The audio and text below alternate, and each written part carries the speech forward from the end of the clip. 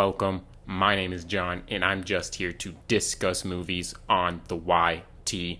And if you'd like to join that discussion, go ahead and smash that subscribe button and hit that notification bell as well.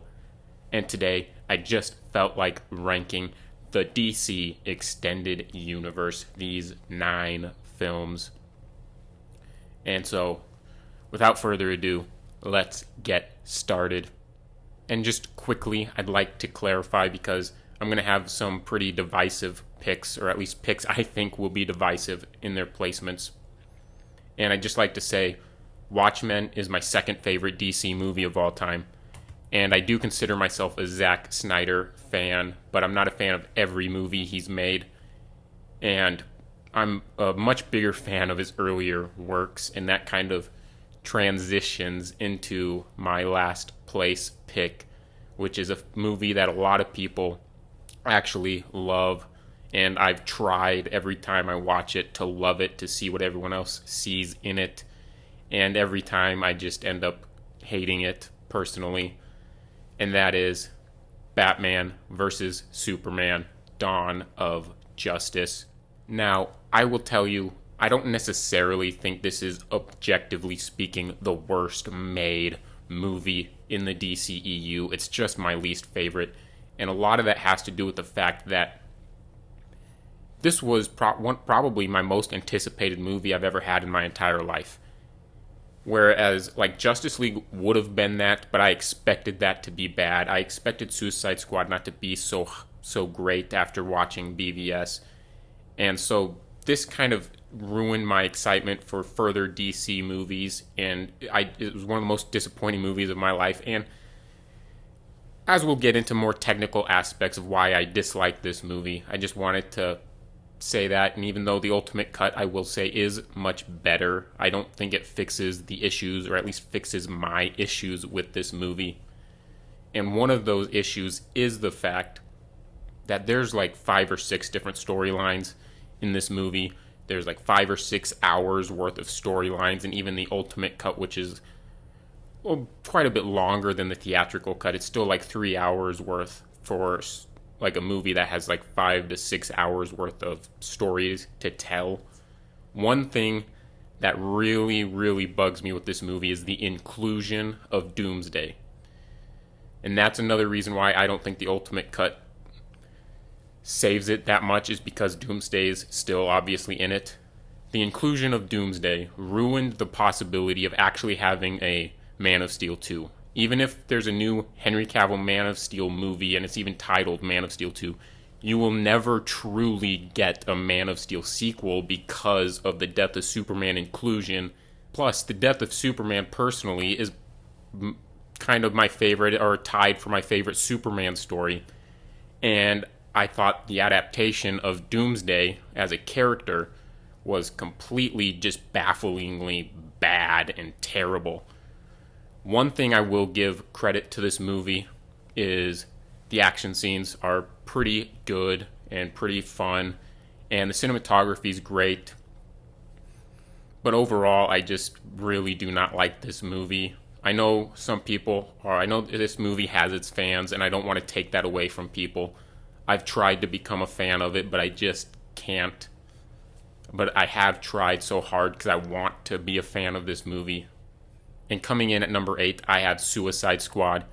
Now, the main reason this is not last place, because I'll just say the bottom 3 here are all, I'd give them all kind of the same scores. They're essentially tied in terms of my opinions of them. I have personal reasons for their placements, but overall, I think they're basically tied, all 3 of these movies at the bottom. But I chose Suicide Squad just barely ahead, just because I think, for as bad as it is, and I do think maybe from a technical side and objective side, I could easily see people arguing why it's worse than BVS. I totally see that. But personally, I just find some enjoyment in the cast and the soundtrack even though, but like the villains, I can't stand the villains. I don't think Jared Leto's Joker's is that bad. I think the writing for him is bad, and the makeup department was bad, but I think Jared Leto himself, I don't think is a bad Joker. Coming in at number 7 is Justice League, the theatrical cut. I will fully acknowledge that this movie is a Frankenstein monster of a movie. It's an abomination. You look at all the behind the scenes stuff, it's very, very gross and just bad. And I don't have too much stuff to defend with this movie. There are moments I find enjoyable, and I like the cast a little better than BVS. But this movie is a terribly made movie. I'm not going to argue otherwise. It's not a very good movie. There's terrible CGI and character designs. The dialogue at times is very cringy. There's some bad moments. All that aside, the reason I put it above Suicide Squad and BVS is even though I don't necessarily think it's a better movie, and I might even say it's objectively speaking worse than BVS, at least. The reason I personally put it ahead of those two movies is just because there's a tiny bit, a very tiny bit of a guilty pleasure quality to this movie that just puts it ahead of those two. But like I said, these bottom three for me personally are basically tied. And on that, even though I'm not a big fan of BVS, I still think Zack Snyder's cut of Justice League is going to be 10 times better than the theatrical cut. I actually think it's probably going to be a very good movie. I think it might probably even be better than Man of Steel, but we'll see when the time comes. And coming in at number 6, I have the newest DCEU movie, that being Wonder Woman 1984. Now, overall, I think there are a lot of enjoyable qualities to this movie, especially when it comes to Wonder Woman and Steve Trevor and their whole dynamic. That was my favorite part personally. And I think Maxwell Lord's performance is really good, but I don't like his character in terms of his characterization. I don't really like, and I don't like the villains, but the main reason I don't like this movie as much is it just feels dated. Like it's trying to do homage to the 80s, which you can do without being dated. And they don't do that. To me, this just feels dated. And coming in at number 5 is Shazam. Now, this is a movie I think is very well made and well done, in all honesty. It's just not necessarily my type of movie. It almost feels like a Spider-Man movie, even though the power sets and stuff and the story's very different. But tonally, it feels very Spider-Man-like to me, and coming of age type of story like this. And they do a really great job with everything. The acting, I think, is really well done. And I even really enjoy Dr. Savannah and Mark Strong as the villain. My main thing that holds this back for me is, for whatever reason, it just feels like a theatrical, budgeted version of like a live-action Cartoon Network movie. Like, I don't know if anyone else has seen these, but like those kind of live-action Ben 10 movies we got back when I was growing up and stuff. It just, for some reason, has some kind of quality like that to me, especially when you get into like the monsters and stuff. But I still think it's a very well-made and enjoyable movie to me. And coming in at number 4, I have Man of Steel. Now, Man of Steel is a movie I have somewhat of a complicated relationship with. When I first saw it, I loved it to death. And then, I don't know what happened, but after BVS, for some reason, I just decided I hated this movie. I don't know why. But I've grown to love it again. Not necessarily love it, but I've grown to really enjoy it and like it a lot more than I did a couple years ago. And I just think overall, I think Man of Steel is a movie that is like this close to being like this instant classic, great comic book movie, one of the greatest of all times. It's like this close for me. And the reason it's so close but not quite there is because I love the story. I love the visualization of everything. I love the acting. with the exception of Amy Adams. She's a great actress. I don't think she's a great Lois Lane, but that didn't ruin the movie for me. And even though I do like the story, the reason it's close and not quite there for me is I don't like the structure of the story. Flashbacks can work, but they just don't work in this movie for me because they're not necessarily, with the exception of one of them, they're not connected to the modern day scene that they cut away from. He just randomly kneels in the Arctic and it cuts to him like saving a bus or something. And those random cuts ruin the flow of the modern day storyline, of the main storyline, in my opinion, with the exception of the Jonathan Kent death scene. And kicking off the top three, I have Wonder Woman from 2017. This is another one like Man of Steel. I don't necessarily have the complicated relationship with, but it's very, very close to being this great classic superhero movie for me. Because I think everything up until the third act is phenomenal. The cast, the dynamic between Gal Gadot and Chris Pine. I'm a big Chris Pine fan.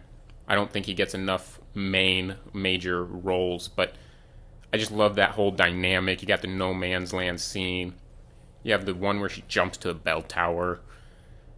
But I really don't like the third act. And the main reason is, obviously you have the stuff everyone talks about, big CGI spectacle type of stuff. It becomes kind of cliche comic book third act. But another thing for me is the twist. Writing-wise, I don't mind it. But I just don't find the actor that ended up being Ares after the twist, I didn't find him nearly as intimidating as the guy we were led to believe was Ares. And coming in at number 2 is Birds of Prey and the disastrously long title. Now, I absolutely love this movie because it has like this Quentin Tarantino, Guy Ritchie flair to it that I love so much. Plus, you have the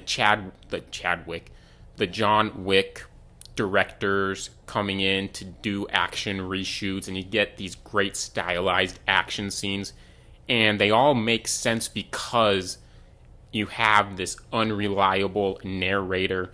The kind of non-linear storytelling makes sense because of the non-reliable narrator, the unreliable narrator. And I just think this movie's a gigantic blast. I hate the title, but overall I think this movie's a blast, and I absolutely love most of this movie. I don't think it's necessarily as great or as epic as a lot of other movies, superhero movies, but overall the action scenes I think are like maybe the best outside of maybe the warehouse scene. They're maybe the best in the entire DCEU. The fight scenes are just phenomenal. And I love this movie. I enjoy it to death. I love the cast outside of maybe Mary Elizabeth Winstead and Huntress.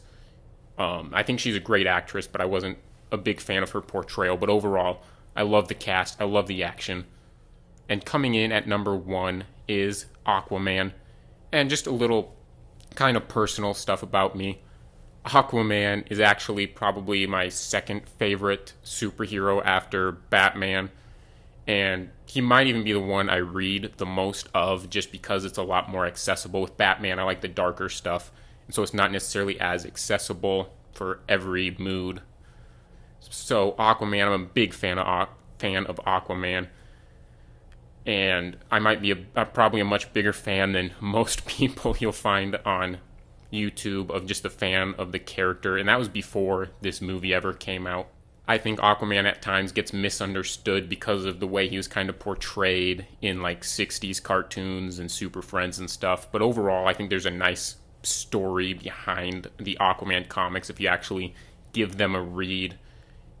But onto this movie in general. I absolutely love it. It's kind of a mixture of my favorite versions of Aquaman. That being the New 52 version, which is kind of what the story is mostly based off of. But actually, Jason Momoa's casting is kind of more along the lines of the Peter David 90s run, which is another one of my favorite comic book runs. And if you put behind the scenes issues aside, I do think Amber Heard gives a great performance as Mira. And just to kind of contrast what I said, my issues with Man of Steel, the flashback scenes in this movie, story-wise, make a lot of sense because it flashes back to Arthur learning to swim as he's going to swim with Mira.